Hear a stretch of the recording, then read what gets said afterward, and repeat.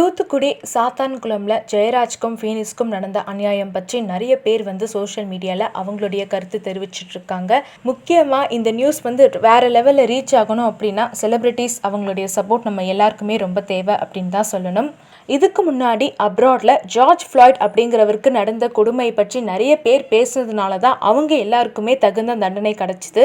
அதே மாதிரி இப்போ இந்த இஷ்யூவை நம்ம எல்லாருமே விட்டுறக்கூடாது. இந்த இஷ்யூவில் யாரெல்லாம் இன்வால்வ் ஆகியிருக்காங்களோ அவங்க எல்லாருக்குமே தகுந்த தண்டனை கிடைக்கணும் அப்படிங்கிறது தான் இப்போ நம்ம எல்லாருமே யோசிச்சுட்டு இருக்கிற ஒரு விஷயம். இதை பற்றி நிறைய செலிபிரிட்டிஸ் ட்வீட் போட்டிருக்காங்க.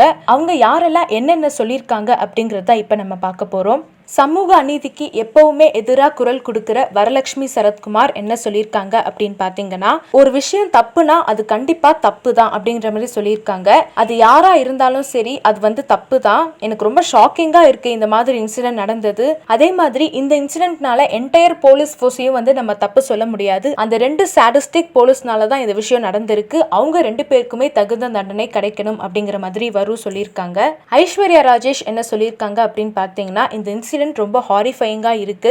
இது டோட்டலா ஒரு இன்ஹியூமன் இன்சிடென்ட் அப்படின்னு சொல்லியிருக்காங்க. இதெல்லாம் ஏத்துக்கவே முடியாத ஒரு விஷயம் அப்படின்னு சொல்லியிருக்காங்க. அதே மாதிரி justice in delay is injustice அப்படிங்கிற மாதிரியும் ஐஸ்வர்யா ராஜேஷ் மென்ஷன் பண்ணியிருக்காங்க. நடிகை சமந்தா சாத்தான்குளம்ல நடந்த அந்த சம்பவத்தை பத்தி இப்போ ஒரு கருத்தை ஷேர் பண்ணியிருக்காங்க. அவங்க என்ன சொல்லியிருக்காங்க அப்படின்னு பார்த்தீங்கன்னா, போலீஸ் வன்முறை கண்டிப்பா நிறுத்த வேண்டிய ஒரு விஷயம். அதே மாதிரி இது ரொம்ப மனிதாபிமானமற்ற செயல். அண்ட் அது மட்டும் இல்லாம இந்த மாதிரி சம்பவங்கள் தொடர்ந்து நடந்துகிட்டே இருந்தா நமக்கு நம்ம சிஸ்டம் மேலையும் நம்ம போலீஸ் மேலையும் இருக்கிற நம்பிக்கையை சுத்தமா போயிடும் அப்படிங்கிற மாதிரி சமந்தா சொல்லியிருக்காங்க. #Justice for Jayaraj and Fenix அப்படிங்கிற மாதிரியும் சமந்தா போட்டிருக்காங்க.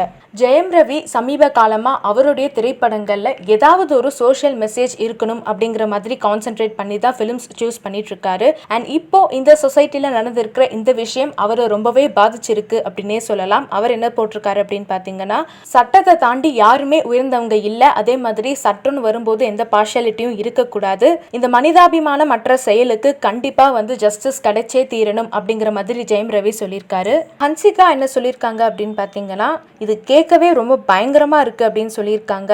ஒட்டுமொத்த போலீஸ் டிபார்ட்மெண்ட்டுக்கும் சேர்ந்து இந்த ரெண்டு போலீஸ்மே பயங்கர கெட்ட பேர் வாங்கி கொடுத்திருக்காங்க. இந்த மாதிரி கல்பிரிட்ஸா சும்மாவே விடக்கூடாது. ஜெயம் ரவி சொன்ன அதே விஷயம் தான் ஹன்சிகாவும் சொல்லியிருக்காங்க. சட்டம்னு எல்லாருமே ஒண்ணுதான் அப்படின்ற மாதிரியும் ஹன்சிகா சொல்லியிருக்காங்க. வரலட்சுமியை தொடர்ந்து சமூக அநீதி எப்போ எங்க நடந்தாலும் குரல் கொடுக்கிற இன்னொரு ஹீரோயின் யார் அப்படின்னு பாத்தீங்கன்னா குஷ்பு அவங்க தான். குஷ்பு அவங்க என்ன சொல்லியிருக்காங்க அப்படின்னு பாத்தீங்கன்னா, இந்த கேஸ்ல தயவு செஞ்சு டிலே பண்ணாம அவங்க ரெண்டு பேரையும் தண்டிப்பீங்களா மாட்டீங்களா அப்படிங்கிற மாதிரி கேள்வி கேட்டிருக்காங்க. ஒரு ஃபேமிலி அவங்க நேசிச்ச ரெண்டு நபரை எழுந்திருக்கு அப்படின்னு சொல்லியிருக்காங்க. Justice delayed is justice denied அப்படின்ற மாதிரியும் குஷ்பு ரொம்ப ஸ்ட்ராங்கா சொல்லியிருக்காங்க. இயக்குனர் ப. ரஞ்சித் என்ன சொல்லியிருக்காரு அப்படின்னு பாத்தீங்கன்னா, பாதிக்கப்பட்டவர்களின் பக்கம் நிற்காமல் மிக கொடூரமாக நிகழ்த்தப்பட்டிருக்கும் சாத்தான்குளம் தந்தை மகன் படுகொலைக்கு அவர்களின் உடல் நலக்குறைபாடுதான் காரணம் என்று அறிக்கை விடுத்து, படுகொலைக்கு காரணமான காவலர்களை காப்பதற்கு துணியும் தமிழக அரசே, நீங்கள் தான் மக்களின் அரசா அப்படின்னு ஒரு கேள்வி ப. ரஞ்சித் முன் வைக்கிறாரு. இந்த கேள்விக்கு தமிழக அரசு என்ன பதில் சொல்ல போகுது அப்படிங்கிறது நமக்கு தெரியல. சிங்கர் சுசித்ராவும் இன்ஸ்டாகிராம்ல ஒரு போஸ்ட் போட்டிருந்தாங்க. ரொம்ப கரெக்டா பேசியிருந்தாங்க அப்படின்னு தான் சொல்லணும். அவங்க ஃபுல்லாவே இங்கிலீஷ்ல பேசியிருந்தாங்க. ஏன் இங்கிலீஷ்ல பேசியிருக்காங்க அப்படிங்கிறதுக்கும் சுசித்ரா அந்த வீடியோல தெளிவா ஒரு காரணமும் சொல்லியிருந்தாங்க. ஸோ இன்னமும் மக்களும் சரி செலிபிரிட்டிஸும் சரி இதை பற்றி பேசினாதான் இன்னும் வைரல் ஆகும். அப்போ தான் நமக்கு தேவையான சொல்யூஷன் கிடைக்கும், ஜஸ்டிஸ் கிடைக்கும். ஸோ நீங்கள் எல்லாருமே தொடர்ந்து இந்த இஷ்யூவை ஷேர் பண்ணிக்கிட்டே இருங்க. Hi, I'm Suchitra. I'm South Indian and I hate how every South Indian issue becomes just a South Indian issue because we don't talk about it in English.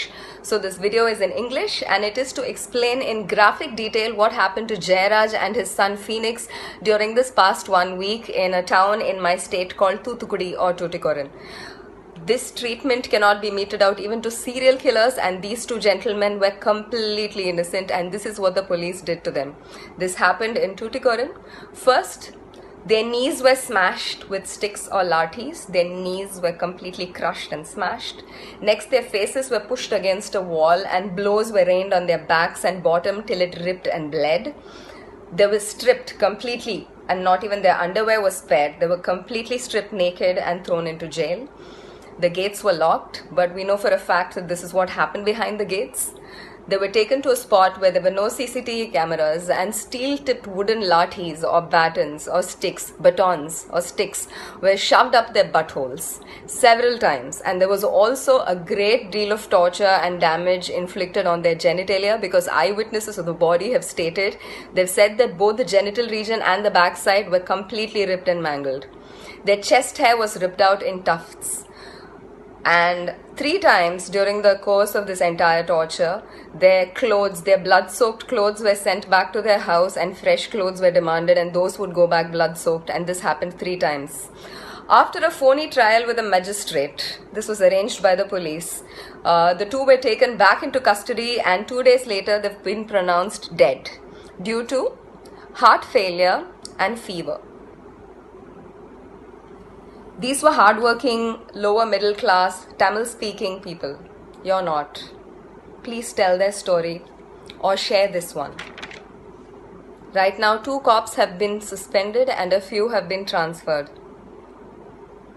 That's not the solution, and that's not the answer, and that is not justice.